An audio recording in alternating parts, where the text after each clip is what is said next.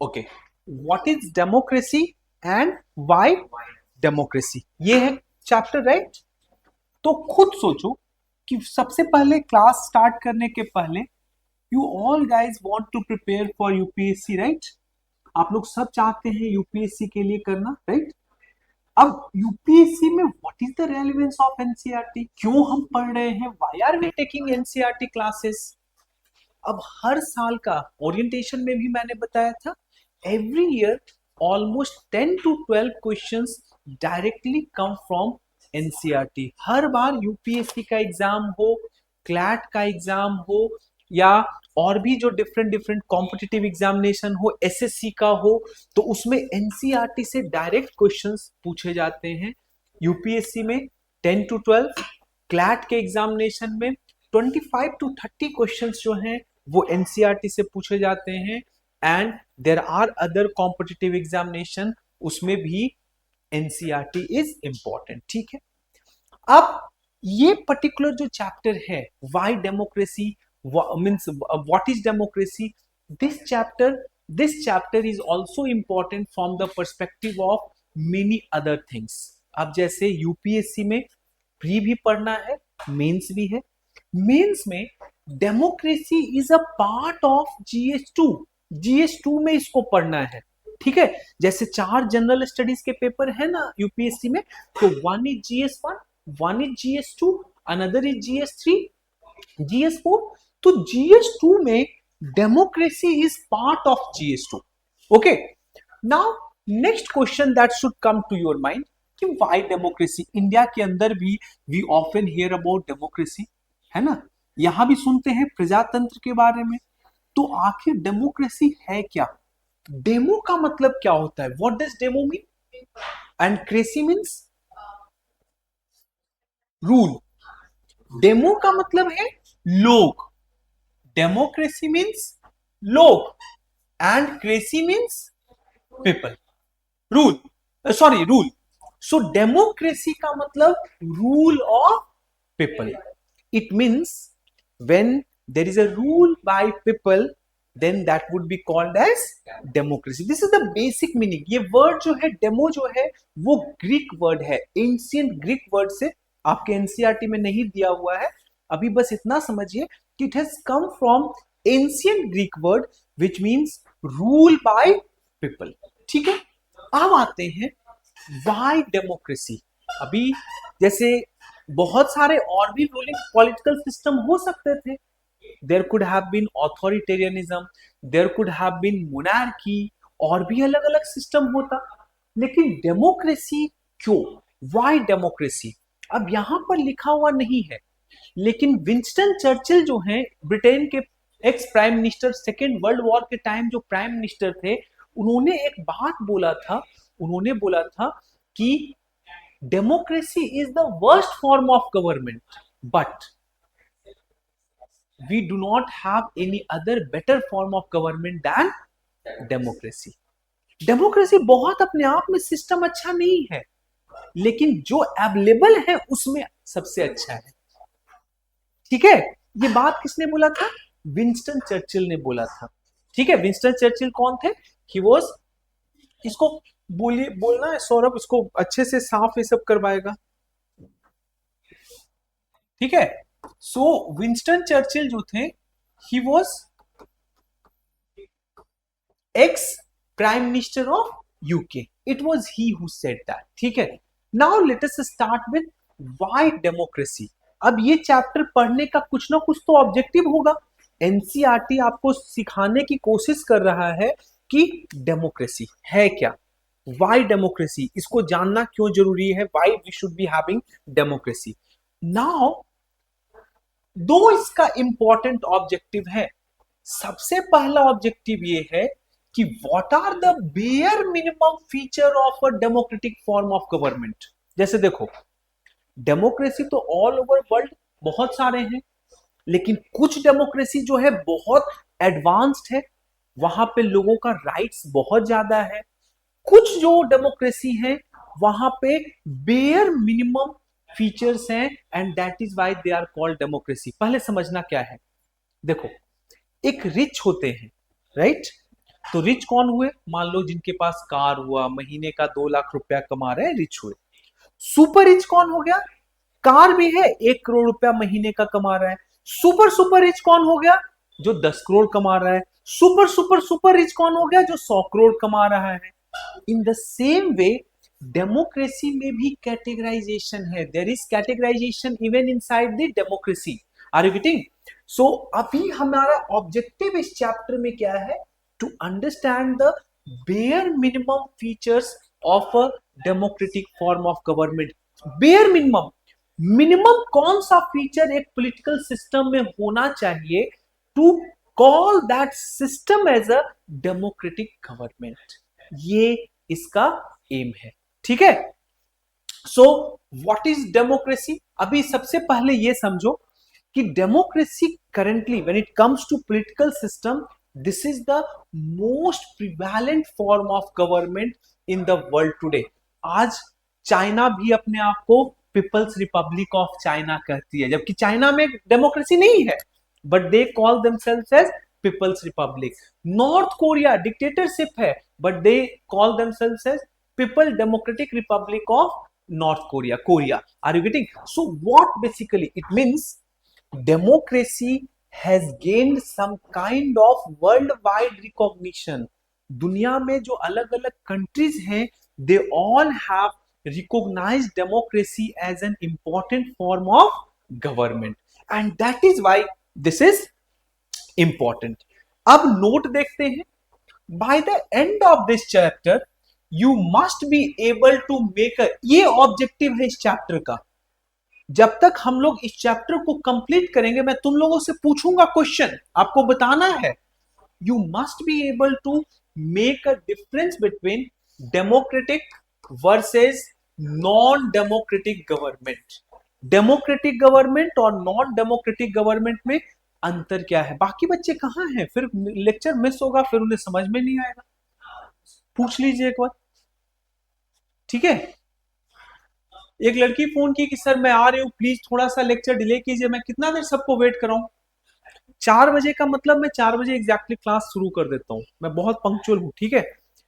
Coming to next, what is democracy? अब आता है प्रजातंत्र है क्या, डेमोक्रेसी है क्या। प्रजातंत्र, डेमो पीपल, प्रजा क्रेसी रूल, है ना? So okay, so question is what is democracy? So first thing is, एक एक चीज समझना। ये इतना इसीलिए अच्छे से बनाया हूं कि तुम लोग को ये याद हो जाए। अब इस बुक को पढ़ने का जरूरत नहीं है, जो यहां बता दिया this is more than sufficient for UPSC examination. वो इस जो बुक में ये चैप्टर जो दिया हुआ है उसका क्रक्स मैंने ऑलरेडी आपके लिए यहां निकाल दिया है। ठीक है? तो जब भी बुक को एक बार चैप्टर पढ़ेंगे, साथ में इस नोट्स को देखना है। ठीक है? So what are the common features of democracy? First common feature is democracy, यहां तो देखते हो इस कंट्री में कि it is a form of government in which rulers are elected by the people. मतलब इलेक्शन होता है, पीपल डू वोट, और वोटिंग के आधार पे rulers are elected. So the first feature of democracy is rulers are elected through election by the people. ठीक है?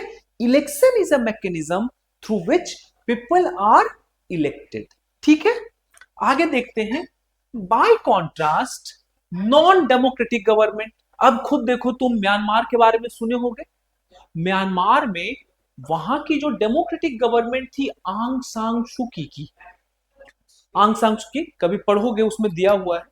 तो जब उनको वहां की मिलिट्री गवर्नमेंट ने हटा के फेंक दिया, military government has not been elected by the people, military government has not been given vote by the people to rule, but still they are ruling. Can we call Myanmar government as a democratic government? नहीं कहेंगे, right? समझ में आ रहा है? Are you getting the difference? So democracy में ध्यान ये रखना है कि election is a mechanism, fair election is a mechanism through which people rulers are elected. जहां पे भी where election is not being done, where election is not taking place, that is not democracy. कोई दिक्कत? Clear है सौरभ? कोई issue Babu? So election is one mechanism through which you elect your rulers. ठीक है, कोई इशू? अब आते हैं नेक्स्ट में. सो अभी हमें क्या पढ़ना है कि what are the important features of democracy. Democracy का इंपॉर्टेंट फीचर्स क्या क्या है. आज सबको करना क्या है कि घर जाने के बाद इस चैप्टर को अच्छे से पढ़ना है. ओके, और उसके बाद जो मैंने नोट्स दिया है उस नोट्स को देखेंगे. ठीक है, तो पहला फीचर क्या है डेमोक्रेसी का? Inner democracy, the final decision making power must rest with those elected by the people. अभी खुद समझो, इंडिया में फाइनल डिसीजन मेकिंग पावर किसके पास है? पार्लियामेंट. पार्लियामेंट को किसने इलेक्ट किया है? लोगों ने. लोकसभा का चुनाव हुआ and in that election mandate was given to किसको? प्राइम मिनिस्टर मोदी जी को मिला and Modi ji is now ruling. So first important feature is inner democracy, final decision making power, it must rest with those who have been elected by the people.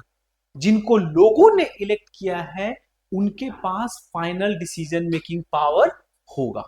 Next is major decisions by elected leaders. Inner democracy major decisions कौन लेते हैं? Elected leaders. Who took it? Elected leaders. Elected leaders decide what course of actions are to be taken. अब एक बात बताओ, इस country में major decision army chief लेते हैं. कौन लेते हैं? प्राइम मिनिस्टर मोदी लेते हैं, क्योंकि वो इलेक्टेड है ना. So you are late, come come come fast. Never ever delay my class. 4 o'clock means 4 o'clock Avantika. ठीक है, सिट सिट बैठो. So first feature is inner democracy, the final decision making power ultimately rest with the elected government. जिनको लोगों ने चुना है they are going to decide who will take decision on their behalf. ठीक है, so major decision. अब जैसे example में, अभी तुम लोगों ने नहीं पढ़ा होगा क्योंकि एनसीईआरटी, तो ये शायद नहीं पता हो. पाकिस्तान में there was an army chief Pervez Musharraf. अब हुआ क्या, एक स्टोरी पहले बताता हूं, यहां नहीं लिखा हुआ है, थोड़ा सा स्टोरी से इंटरेस्टिंग बनेगा. इन 1999 जब कारगिल मिस एडवेंचर हुआ पाकिस्तान का, सो कारगिल के time even the government of Pakistan was not aware about. Government of Pakistan it was not aware about this miss adventure. तो उसके बाद उस समय पाकिस्तान के प्राइम मिनिस्टर थे परवेज मुशर्रफ. परवेज मुशर्रफ ने बुलाया, और सॉरी, पाकिस्तान के प्राइम मिनिस्टर थे नवाज शरीफ. नवाज शरीफ ने परवेज मुशर्रफ को बुलाया कि आपने बिना पूछे हुए कारगिल में मिस एडवेंचर कैसे किया. What Parvez Musharraf did, because Pakistan में मिलिट्री तो काफी मजबूत होती है, they decided to throw him out. Nawaz Sharif was thrown out. अब पहला फीचर क्या है यहां पे कि decision making power must rest with the people elected by the people, means with those elected by the people. So final decision कौन लेंगे? Someone who has been elected by the people. लेकिन यहां पे now who is taking the decision? Parvez Musharraf, who has not been elected by the people ना. Can you now call it as a democracy? No ना. So first important thing keep in your mind, democracy में the final decision making power must rest with those elected by the people. Pakistan में वहां पे एक legal framework order लाए थे परवेज मुशर्रफ, और Parvez Musharraf using that order he could have dismissed any national government or provincial assemblies. So can you call it as a come you are preparing for okay NCRTS okay take okay. So 4 बजे अगर class है तो please do come at 4 o'clock. Okay, so Okay. Next is, this is just the first feature. Now let us understand the second feature of democracy. Second feature क्या होगा पहले समझो. First feature is कि final decision making authority rest with the leader who have been elected by the people. अभी पाकिस्तान का example दिया कि Parvez Musharraf was not even elected, but then also he was calling the shot, right? So that would not qualify to be, means at that time, particular time 99 से लेके 2008 तक जब परवेज मुशर्रफ वहां थे, so Pakistan could not have been called as what? Democracy, right? Second important feature is free and fair electoral competition. दोनों चीज समझो. Free electoral competition का मतलब everyone is allowed to contest. Fair का मतलब it should not be, yes, tilted in the favor of someone. Free and fair we are talking about. समझ में आ रहा है? फ्री का मतलब everyone is allowed to contest.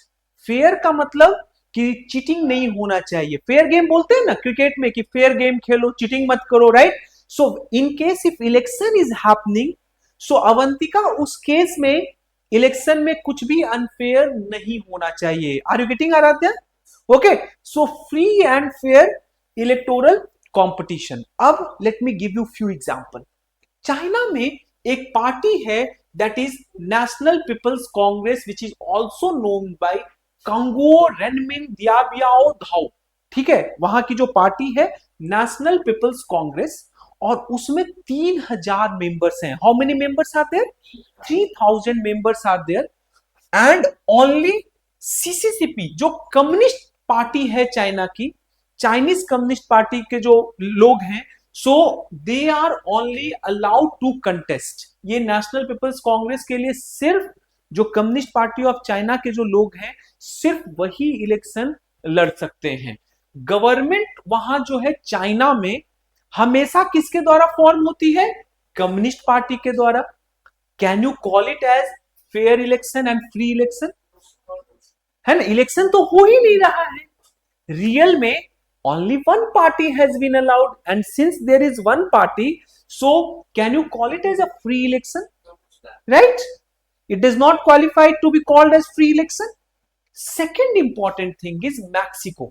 Mexico में एक पार्टी थी PRI, इंस्टीट्यूशन रिवॉल्यूशनरी पार्टी. उल्टा पढ़ते हैं PRI, ठीक है, इंस्टीट्यूशन रिवॉल्यूशनरी पार्टी. ये जो PRI है, it was known to use many dirty tricks to win election. अब जैसे मैक्सिको जो है आज नहीं, back in 1930, since then it has been conducting elections. Mexico में अवंतिका 1930 से इलेक्शंस हो रहे थे, but every time the election process itself was not fair. It was rigged in favor of this party called PRI. PRI के favour में they were rigging the election. अब एक बात बताओ, जब रिगिंग होगा, so can it be called as fair electoral competition? No. So neither China qualifies itself to be called as democracy, nor Mexico can be called as democracy, because none of these are fulfilling this parameter. Free and fair electoral competition दोनों होना चाहिए. Free भी होना चाहिए, इसका मतलब anyone is allowed to contest. Fair भी होना चाहिए, इसका मतलब क्या है सौरभ? कि नो चीटिंग, कोई भी यहां पे कुछ चीटिंग नहीं करना है.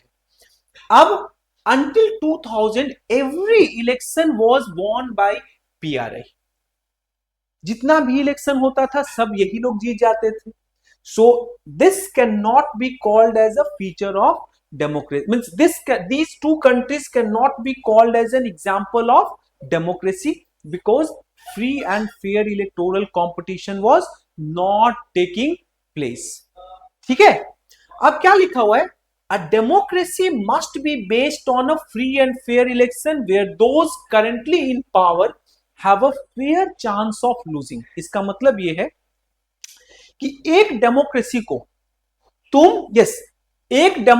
को तुम तभी डेमोक्रेसी बोलोगे जब वहां फ्री एंड फेयर इलेक्शन होगा, और those who is ruling, someone who is ruling he would also or she would or that party would have an equal chance of losing election. जीतने का भी जो चांस है उतना ही हारने का भी चांस है. So that is the second important feature of democracy. पहला फीचर क्या पढ़े कि important decision must be taken by elected government by the who have been elected by the people.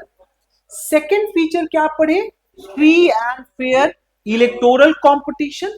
Now let us understand third feature. अब third feature पहले समझो. Saudi Arabia में until 2015 women were having no right to vote. Until 2017 they were not even allowed to drive. उनको driving भी allowed नहीं थी. अब एक और कंट्री देखते हैं, इस्टोनिया. इस्टोनिया का देखियो लोकेशन कहां पे है, नहीं देखियो, आज जाकर देखिएगा. बाल्टिक रिपब्लिक्स इनको बोला जाता है. इस्टोनिया हो गया, लाटविया हो गया, this all are important country. ये पहले रशिया के साथ में थे. यूएसएसआर का जब डिसइंटीग्रेशन हुआ then they became separate republic. ठीक है, तो इस्टोनिया में एक रूल है, पहले समझो क्या रूल है. People belonging to Russian minority find it difficult to get the right to vote. Saudi में क्या हो रहा है, ये एग्जांपल देने का मतलब पहले समझना. सऊदी में women are not allowed to vote. इसका मतलब क्या है, it is exclusionary.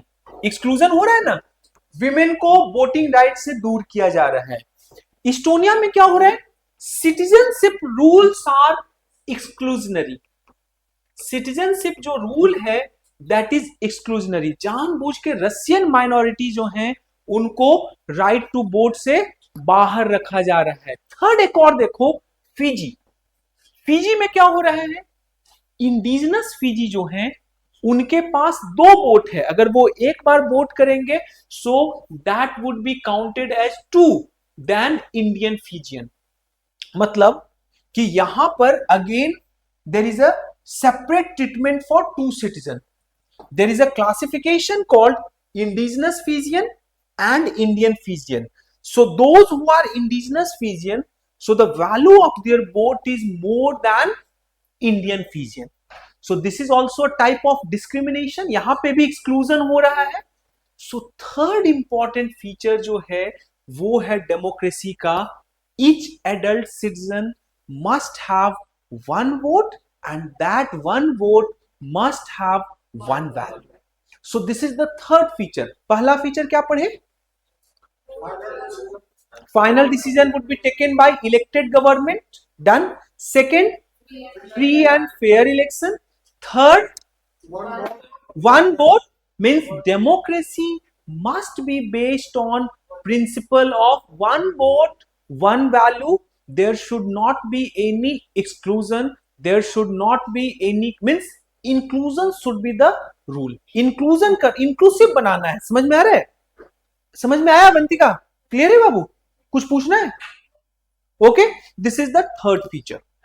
Next is Aaradhya, clear है? हाँ क्लियर है. Fourth feature is rule of law and respect for rights. अब सामने वाले को देख रहे हो, इनका नाम है साहब का रॉबर्ट मुगाबे. जिम्बाब्वे का आप लोग नाम सुने होंगे. सो रॉबर्ट मुगाबे साहब का पहले स्टोरी समझिए, व्हाट एग्जैक्टली हैपेंड. जैसे इंडिया जो था, India was a colony of Britain. In the same way Zimbabwe was also a colony.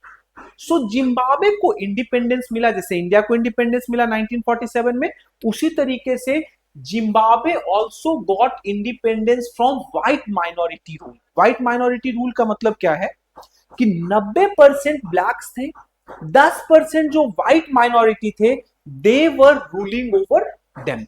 अब यही same thing was happening in South Africa, जब Nelson Mandela was also fighting against the same thing. So Zimbabwe also got independence. समझ में आ रहा है बाबू, white minority rule in 1980. उस समय से since then this party was ruled by, means this country was ruled by his party called JANU PF. ठीक है, उस समय से ये जो कंट्री है that was ruled by JANU PF which was led by Robert Mugabe. इस party को, जैसे इंडियन नेशनल कांग्रेस को नेहरू लेकर जा रहे थे, बीजेपी को आज नरेंद्र मोदी लेके जा रहे हैं, तो उसी तरीके से जिम्बाब्वे की एक पार्टी थी जानू पीएफ, जिसको लीड कौन कर रहे थे? Robert Mugabe. नाउ वहां भी रेगुलर इलेक्शंस हो रहे थे, elections was being conducted in Zimbabwe, but हर बार जैसे पीआरआई मैक्सिको में बार बार जीत रही थी, अभी बताया, so it was not fair. In the same way every time ZANU PF was winning election, हर बार वहां भी क्या हो रहा था? जानू पीएफ इलेक्शंस जीत रहे थे। वहां ZANU PF was using multiple unfair means to win election. In fact जब खुद मुगाबे साहब जो प्रेसिडेंट बने, तो उन्होंने एक लॉ लाया था, और लॉ के हिसाब से criticism of president qualify means, अगर in case if you are criticising president, so सबसे पहले criticism of president was banned, and in case if you are criticising president, so you would be charged, आपको जेल में भी जाना पड़ेगा, हो सकता है if the criticism was quite strident, so you may attract the charge of sedition also. मतलब you were not allowed to criticize your own government. Are you getting? So what was happening? He was using unfair practices. Opposition party workers जो हैं, they were harassed. Are you getting? They brought a law that limited the right to criticize president. उन्होंने लोगों का जो right है, अब democracy में criticism is called as the soul of democracy. अगर तुम जो तुम्हारे इलेक्टेड लीडर्स हैं, if you are unable to criticise them, that is a problem ना, वो एक प्रॉब्लम है, right? So he brought a law that limited the right to criticise president. Second important feature in democracy is कि media free होना चाहिए, so that media can also ventilate your grievances. तुम्हारा अगर कोई ग्रीवांसेस है, तो अगर गवर्नमेंट नहीं सुन रही है, तो तुम किसके पास जाओगे? You will go to media. But media itself was controlled by government. Media को भी कौन कंट्रोल कर रहा था? गवर्नमेंट कर रहा था। So TV and radio controlled by government. जो भी जर्नलिस्ट से, जैसे आज के टाइम में यूट्यूबर को तुम देख रहे हो, किसी चैनल से एसोसिएटेड नहीं है, तो उस समय जिम्बाब्वे के अंदर जो भी इंडिपेंडेंट जर्नलिस्ट थे, हु वुड क्रिटिसाइज हिम, उनको उठा के जेल में डाल दिया जाता था। Are you getting? So he was ultimately, I am talking about Robert Mugabe, he was forced out of office in 2017। मतलब कि 37 साल तक इन लोगों ने बिना अकाउंटेबिलिटी का रूल किया। So can you call this period of Zimbabwe 1980 to 2017 as democracy? नहीं ना। ना ही फेयर इलेक्शंस हो रहे थे, फ्री एंड फेयर इलेक्शन नहीं ना हो रहा था अवंतिका, ना ही अपोजिशन पार्टीज वर अलाउड, ना ही criticism was allowed, you cannot criticize government, na hi TV and radio means you could have ventilated your grievances on TV and radio because that was also controlled by the government, right? So this is another important thing that shows that one of the another feature of democracy is rule of law and respect for rights. यहां पर rule of law नहीं ना था, यहां पर law, यहां पर rule किसका था? एक पर्सन का। There is a concept called lex rex, ये एनसीईआरटी में नहीं है, बता देता हूं। Lex rex, rex lex, rex lex का मतलब क्या है? Rule of means king is law, king जो है वो राजा है। लेक्स रेक्स का मतलब लॉ इज किंग। यहां पे कौन था? King is law.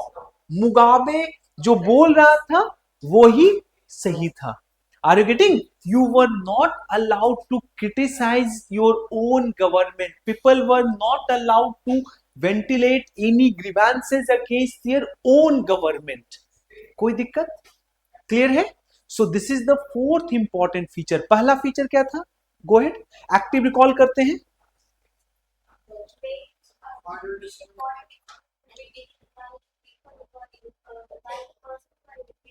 Good. Second, third, आप बताइए सबने।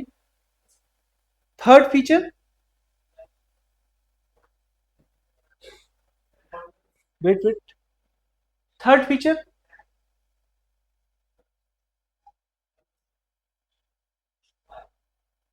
एक्टिव। मैं क्लास में एक्टिव रिकॉल कराते हुए चलता हूं तो एकदम बिल्कुल भूलना नहीं है। What was the third feature बेटा?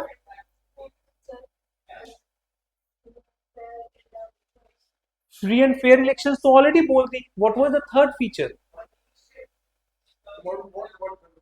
Yes, one vote one value. Fourth feature है ना, now you know minimum four basic features for a democracy to be called as democracy. ठीक है, अब ये जो अभी रॉबर्ट मुगाबे का तुमने देखा स्टोरी, केस स्टडी, इसका मतलब क्या हुआ? बोलो। जैसे व्हाइट पीपल के द्वारा मतलब किया जा रहा था। हाँ, तो फिर सरकार तो ब्लैक के होने से उससे तुम्हें क्या मतलब है? सौरभ यहाँ पे क्या बोल रहा है पहले समझो, अभी मैं बताता हूं क्या इश्यू क्या था। देखो, जिम्बाब्वे जो है बाबू, उसमें लेट सपोज, अभी एग्जैक्ट पॉपुलेशन कंपोजिशन में नहीं जाना है, नॉट इंपॉर्टेंट फॉर यूपीएससी, ठीक है। 100% लेट सपोज लोग हैं, उसमें 90% people were blacks and let suppose 10% were whites. These whites were ruling over them. Blacks ने बोला कि हम भाई मेजोरिटी में हैं, why we should be ruled by you? Then consequently, since this wave of decolonization and racial discrimination के खिलाफ जो प्रोटेस्ट हो रहे थे, white minority decided to transfer power to their hand, into their hands. Okay, अब power black के पास आ गया, अब ब्लैक पावर में है। ब्लैक में जो the one who was fighting against them, this was Robert Mugabe. Mugabe used his popularity. अब जैसे मुगाबे इस कारण से फेमस हो गया क्योंकि now the power got transferred from white to black. So Mugabe use this as an opportunity not to strengthen democracy but to strengthen himself. जब वो प्रेसिडेंट बना, so he started increasing the power of president, he curbed the freedom of speech and expression, he silenced media, he silenced opposition। तो ये हुआ था, understood?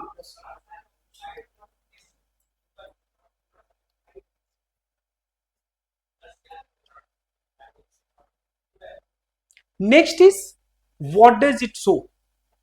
अब जो Zimbabwe का एक्सपीरियंस है बाबू, वो क्या दिखाता है? First thing is someone who is popular, that does not mean कि this is a sufficient condition. You need to have popular approval of ruler, but in itself it is not sufficient. Mugabe was very popular in 1980. He was popular, that is why he became president. But once he became president, he started using anti-democratic means in order to strengthen his own power rather than strengthening the power of people. लोगों को नहीं, लोगों को वो उनको मजबूत नहीं किया, वो खुद को मजबूत किया, है ना? क्या बोल रहे हैं? Popular government can also be undemocratic, जैसे जिम्बाब्वे में तुमको दिखा। Popular leader can also be autocratic, जैसे कि तुम्हें जिम्बाब्वे में दिखा। यहां तो तुम्हारा एनसीईआरटी बस जिम्बाब्वे की स्टोरी बता रहा है, एक और मैं स्टोरी बताता हूं एनसीईआरटी से बाहर। नाम के बारे में सुने हो, नॉन अलाइन मूवमेंट? नाम के बारे में सुनो, आप सुने? नहीं सुने हैं, कोई नहीं सुना है। चलो, गुट निरपेक्ष आंदोलन के बारे में नहीं सुने हो, नॉन अलाइन मूवमेंट? ओके, चलिए छोड़िए। तो नैम का फाउंडर एक इंडिया भी था और एक और लीडर थे घाना के प्रेसिडेंट नक्रुमा।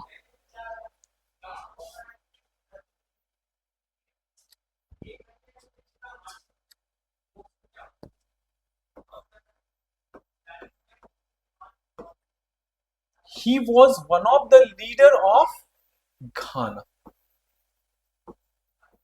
ठीक है, घाना को, घाना भी it was also a country जिसको जिस दैट वाज कॉलोनाइज, जैसे हम लोग को कॉलोनाइज किए थे Britishers, in the same way Ghana was also colonised. So Nkrumah like Gandhi, he also struggled against colonialism. अब जब ये स्ट्रगल किए, सो ही बिकेम प्रेसिडेंट. जब जीत गए, जब कॉलोनियल मास्टर्स थे जब छोड़ के चले गए, तो ये प्रेसिडेंट बन गए. Once he became president, he started he started increasing his own power. और पावर इतना बढ़ा लिया कि आफ्टर 5 years इन्होंने एक लॉ लाया, और उस लॉ में क्या बोला कि जब तक मैं जिंदा हूं तब तक मैं ही प्रेसिडेंट रहूंगा. There would not be any election. Are you getting? जैसे मुगाबे के केस में इलेक्शन हो रहा था, बट इलेक्शन वॉज रिग्ड. हर बार जानू पीएफ जीत रही थी. यहां पे इसने सीधा बोल दिया कि भाई, as long as I am alive I would remain president. जैसे कि बशर अल असाद सीरिया में था, है ना, जैसे कि सद्दाम हुसैन इराक में थे. Are you getting? So that was one of the case. अब so popular government can also be undemocratic. Nkrumah was a popular government, but he was undemocratic. Popular leader can also be autocratic. Mugabe, autocratic बोलने का मतलब, anyone? What does autocracy mean? What's your good name? Ved. What does autocratic mean? बैठो, बैठ के बताओ. Autocratic का मतलब, सबसे पहले तो आगे कॉन्सेप्ट को तोड़ना सीखो. ऑटोक्रेटिक मीन,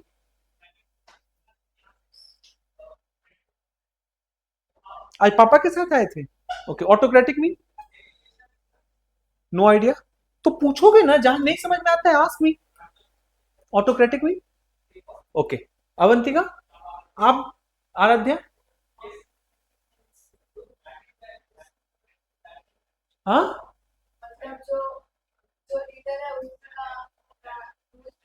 तो ऑटोक्रेटिक ठीक जा रही हो, but autocratic means what?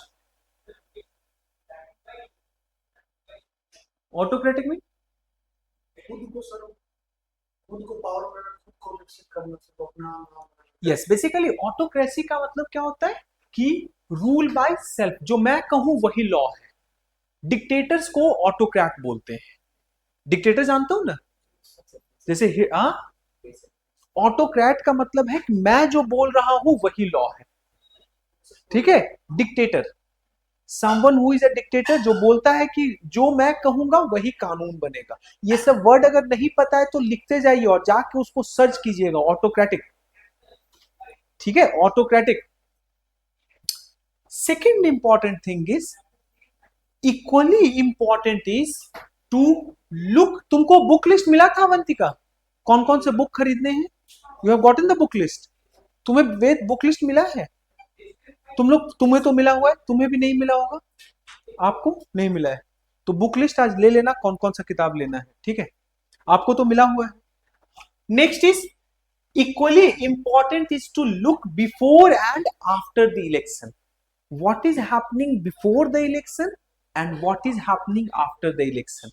Election के पहले, is it fair or not, is it free or not. Elections के बाद, government is it allowing the opposition to function properly or not. ये भी देखना है ना. डेमोक्रेसी का ये सिर्फ मतलब नहीं है वेद की इलेक्शन हो गया done. No, democracy goes beyond the procedural process of election. Democracy goes beyond that, right? So sufficient space should be given for normal political activity including political opposition. इसका मतलब क्या है कि you need to provide a space to opposition also. Those who are critique of you, they should also be allowed to flourish. आपको political space उनको भी देना होगा. Are you getting? Next is, a state should respect basic rights of the citizen and opposition. State को respect करना है citizens के basic rights को, जैसे कि freedom of speech and expression, freedom to assembly, freedom to form association, right to life, equality before the law. Are you getting? तो ये states को कम से कम ये रिस्पेक्ट करना ही करना होगा, इन राइट्स को देना ही देना होगा. ठीक है, like freedom of speech, freedom to protest, freedom to take political actions, क्या बोल रहे हैं? These rights should be protected by judiciaries. ये जो राइट्स हैं those should be protected by judiciary. जैसे इंडिया में आर्टिकल 32 है, जब यूपीएससी का पढ़ोगे तो बताऊंगा आर्टिकल 32 के बारे में, और वहां पे remedies have been provided through writ jurisdiction of the supreme court. अगर तुम्हारा राइट्स जो है वो वायलेट हो गया, so you can directly go to supreme court under article 32 38 नहीं, 38 भाई डीपीएसपी है, state to secure a social order, ठीक है 32, ठीक है।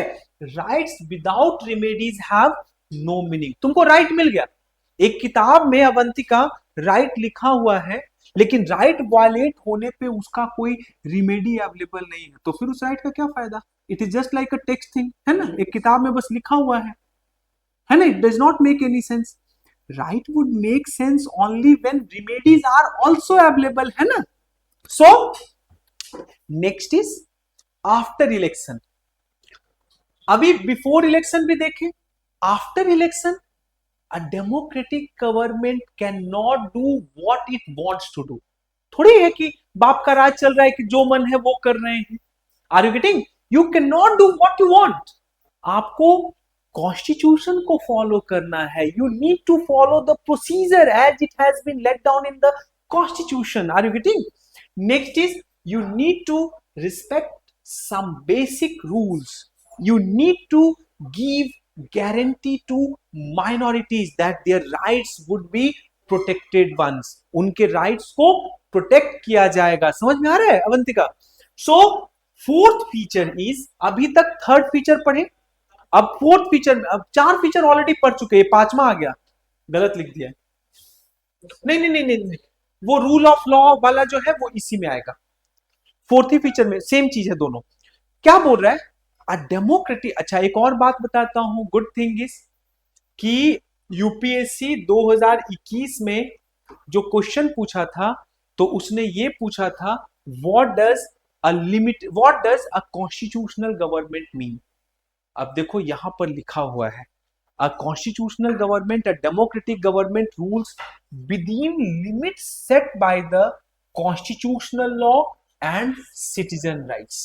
तो वहां पे लिखा हुआ था कॉन्स्टिट्यूशनल गवर्नमेंट, और ए बी सी डी में ऑप्शन जो था बी का वो था लिमिटेड गवर्नमेंट, है ना, limited set by constitutional law. This is how UPSC frame questions. समझ में आ रहा है? कोई दिक्कत यहां तक? वेद क्लियर है? Any issue? कोई इशू तुम्हें बाबू? क्लियर हो रहा है? Is it really difficult? No ना। कमिंग टू नेक्स्ट, अब करते हैं active recall about features of democracy. पहला फीचर क्या है? Rulers must be elected by the people. Second feature is free and fair electoral competition. Third feature is one person one vote one value. Fourth feature is there should be rule of law and respect for rights. Rights must be respected।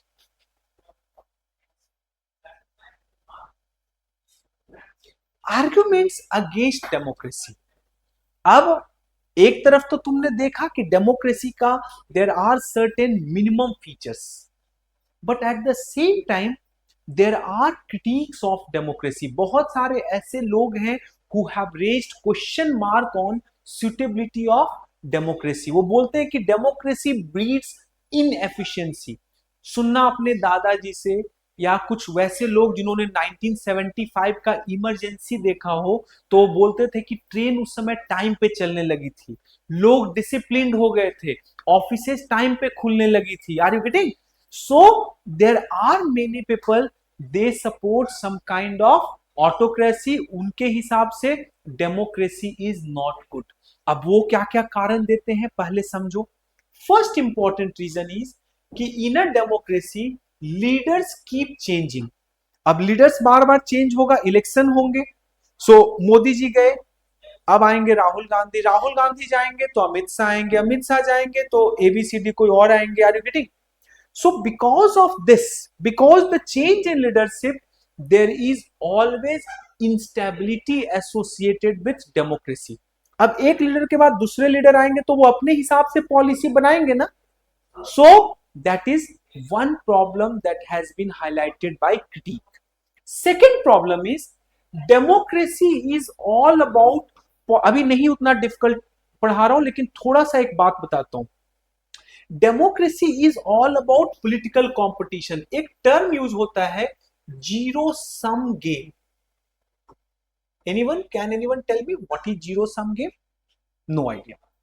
Zero sum game का मतलब ये है वेद कि your win is my loss, my win is your loss. अगर मैं जीतूंगा, जैसे test cricket match हो रहा है, तो या तो तुम जीतोगे या मैं जीतूंगा. दोनों टीम तो नहीं ना जीत सकती है ना. So zero sum game is basically a game in which there is one loser one winner. आज का जो डेमोक्रेसी है वो कुछ इसी टाइप का बनता जा रहा है. Democracy is all about political competition. Most of the political parties के लिए विनिंग मैटर्स, बाकी कुछ और मैटर नहीं करता है. जीतना है किसी भी हालत में. So consequently you would find there is no scope for morality in current democratic system. ठीक है, वहां पे ज्यादातर पार्टीज क्या है, उनको बस उनका एम एक ही रह गया है कि किसी भी हालत में we need to win the election. ठीक है. Next is delay. Democracy is often associated with delay. क्यों? खुद समझो.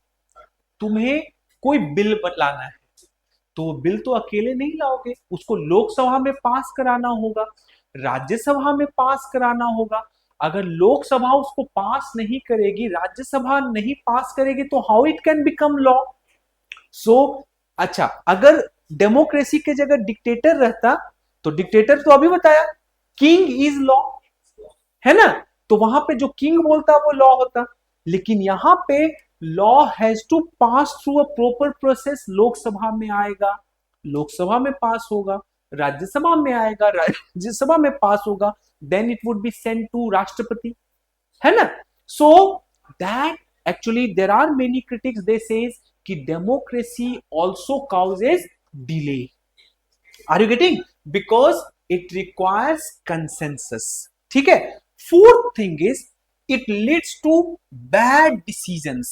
Many a times democracy is associated with bad decisions. आप गलत डिसीजन ले लेते हो. This is what critic argues that. ठीक है.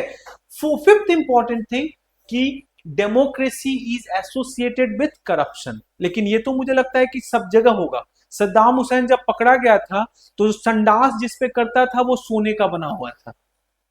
सोच लो, जिसपे मॉर्निंग में जाता था पॉटी करने, वो सोने का बना हुआ था. So it leads to corruption. So argument ये है कि democracy is not a magical solution to all the problem which society encounters. Democracy थोड़ी कोई मैजिक बैंड है घुमाए और शक्तिमान आ गया. Are you getting? Democracy is not a magical solution for all problems. Poverty रहेगा, इंस्टेबिलिटी रहेगा, इनएफिशिएंसी रहेगा. You need to try to use democracy in order to solve these problem. Poverty को खत्म करने के लिए democracy can be one of the means. Instability अगर society में है, सो डेमोक्रेसी प्रोवाइड्स स्पेस. मैं बताता हूं कैसे. तुम डिक्टेटर हो अगर अवंतिका, तुम्हारे राज्य में कहीं आपस में लोग लड़े, तुमने आर्मी को बोला सबको मार दो. ठीक है. डेमोक्रेसी क्या, वो इंस्टेबिलिटी तुमको लगा तो तुम सबको मरवा दी, जैसे चाइना में हुआ था तियानमेन स्क्वायर. अब डेमोक्रेसी में क्या होगा? You can not do that. उनको तुम बुलाओगी, बुलाकर बैठाकर उनके साथ डिबेट करोगी कि what are their demands. You will try to understand their demands और उस डिमांड को you would try to accommodate. So democracy, though it is associated with instability, but it also offers a space for stability. Next is inefficiency. Inefficiency नहीं है भाई. Democracy तो decision making को धीरे करता है, but over a period of time it brings efficiency. कैसे लाता है खुद समझो. Fast decision making, is it a good thing? है ना. फास्ट डिसीजन मेकिंग में गलती भी आप करते हो, स्लो डिसीजन मेकिंग में you think of all the consequences कि ये भी होगा वो भी होगा। Are you getting? So inefficiency ये बहुत इंपॉर्टेंट पॉइंट नहीं है। You want to ask something Avantika?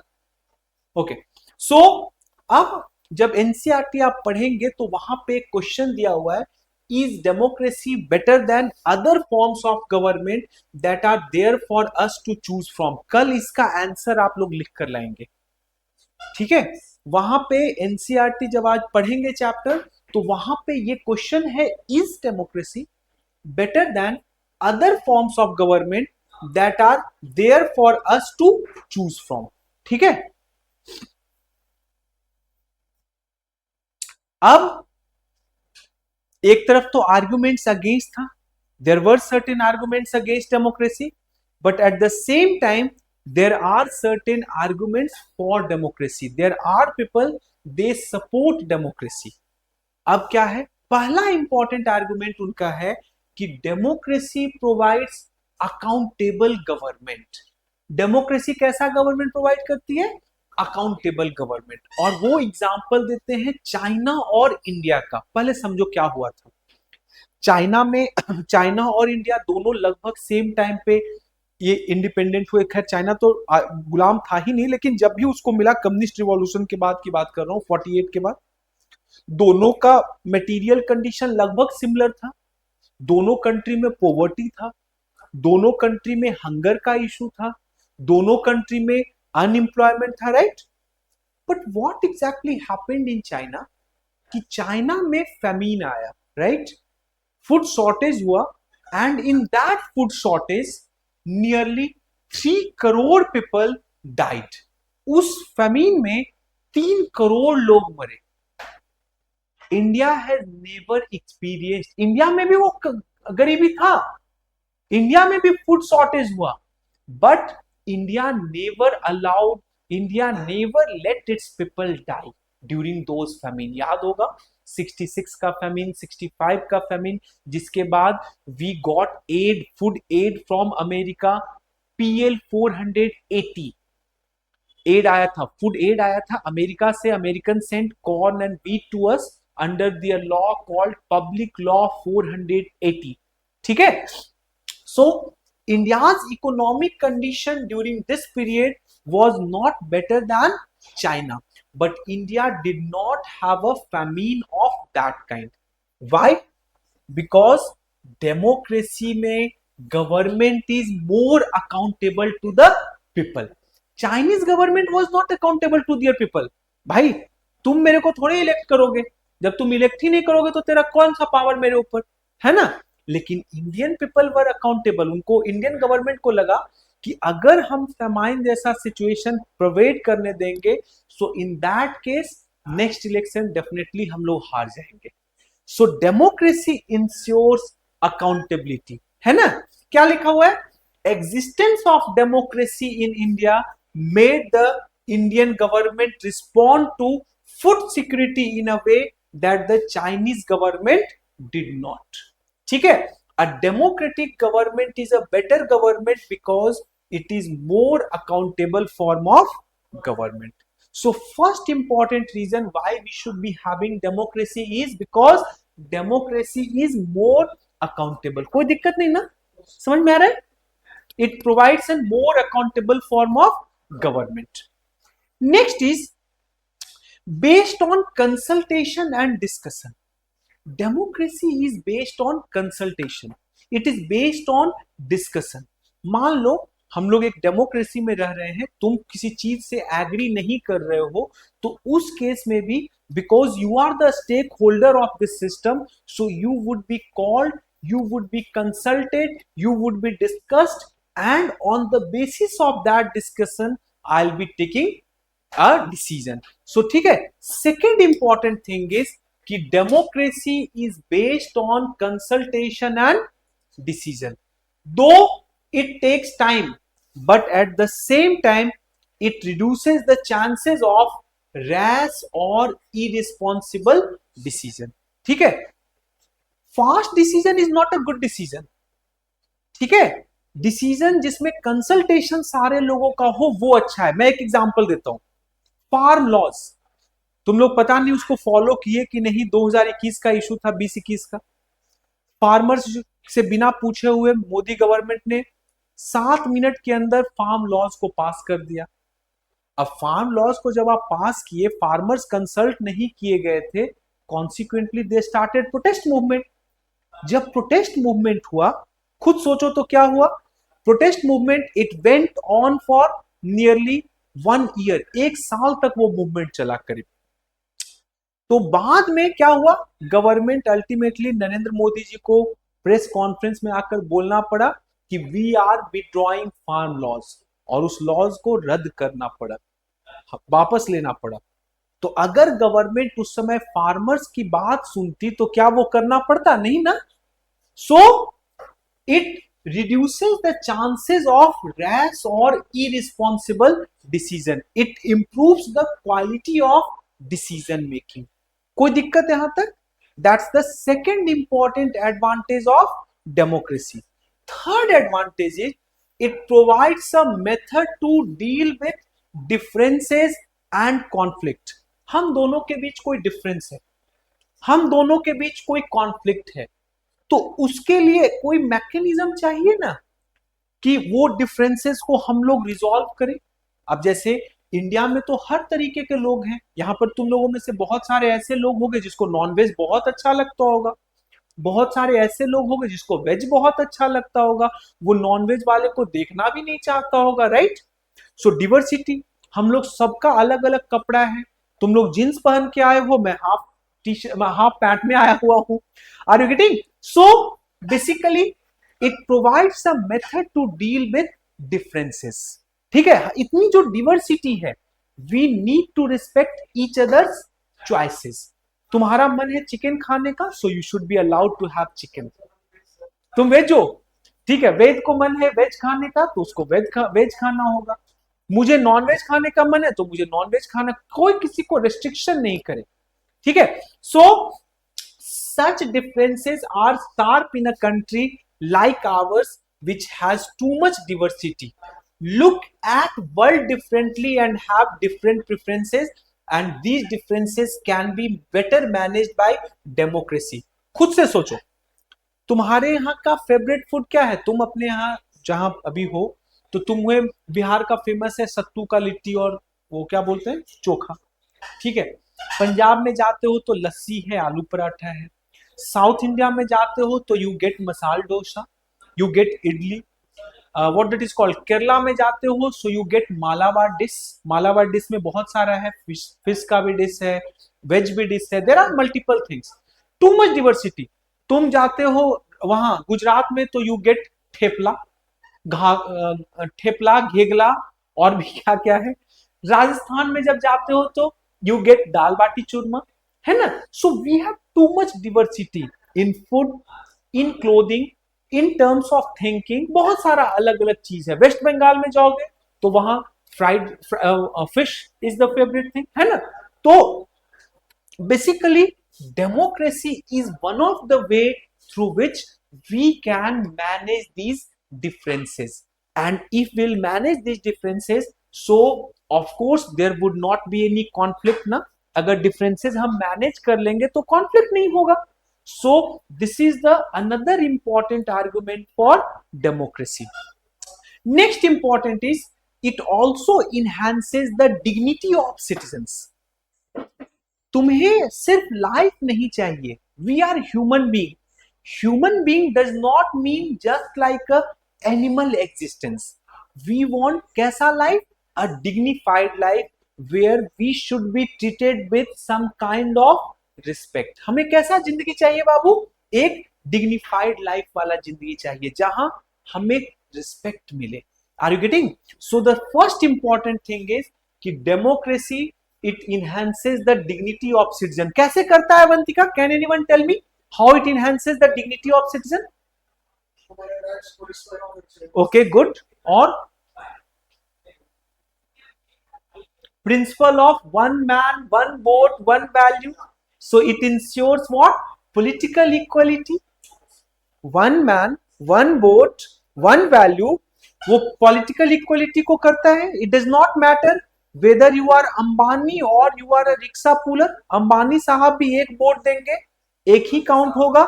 Rickshaw वाला भी एक वोट देगा, एक ही काउंट होगा. So it ensures dignity of the citizens. ठीक है. मोर एजुकेटेड तुम हो या लिस्ट एजुकेटेड हो, दोनों का वोट का एक ही वैल्यू है ना. हाँ, है ना. Next is it allows us to correct its own mistake. अब जैसे देखो, तुमने कोई डिसीजन लिया and later on that decision turns out to be hasty. तेजी से तुमने डिसीजन ले लिया, people started protesting against it. So democracy allows you to take back such decision. जैसे अभी मैंने फार्म लॉ के बारे में बात बोला, वो तुम ईगो पर नहीं लोगे, डिक्टेटरशिप में ईगो पर ले लोगे. उस केस में क्या करोगे, मार दो सबको, तोप चलवा दो सब पे. Are you getting? So next is it provides a space for public discussion on various mistakes. There is always room for correction in democracy. कोई दिक्कत अवंतिका? क्लियर है बाबू? Now what is the broader meaning of democracy? अभी तो हमने basic minimum पढ़ा है. Broader meaning is अभी जो हमारा डेमोक्रेसी है दैट इज रिप्रेजेंटेटिव डेमोक्रेसी. पहले रिप्रेजेंटेटिव डेमोक्रेसी इसमें दिया हुआ नहीं है, एनसीईआरटी में बताता हूं. रिप्रेजेंटेटिव डेमोक्रेसी का मतलब है we elect our own representative. Election हुआ, उस इलेक्शन में हमने अपने रिप्रेजेंटेटिव को चूज किया, इलेक्ट किया. So that is representative democracy. Representative democracy is different from participatory democracy. Participatory democracy में क्या होता है, we are not electing, rather we are participating in the decision making process. जैसे कि पंचायती राज. पंचायती राज में ग्राम सभा में पूरे गांव के जितने भी रजिस्टर्ड वोटर्स हैं सारे मेंबर होते हैं. तो वहां पे ग्राम सभा अगर सब लोग बैठ के कोई डिसीजन ले रहे हैं, सो that is a form of participatory democracy. So participatory democracy is more better than representative democracy. ठीक है. सो आइडियल वर्जन क्या होगा?